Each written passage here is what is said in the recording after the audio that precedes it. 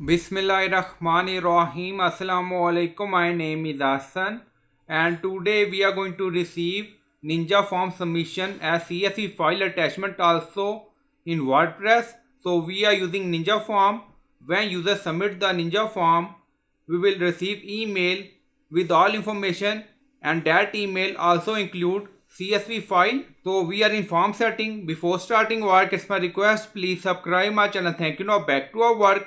Now you see email and action, so click on it, and then you see admin email, so again click on it. So we are in admin email and then you see attach CSV. We enable this option, so you will enable this option. Now click on tick, done, and then click on publish. So after that we are going to fill form submission.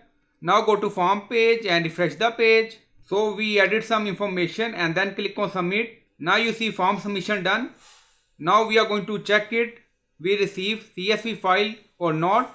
So this email we receive from our website. Now you see all information and then you see one attachment file CSV. Now click on it. Now you see Ninja form submission. Now you see date submitted, date, first name, last name, birth date. Now you see all information. So I hope you like this video. Please like, comment, share, subscribe. Thank you for watching.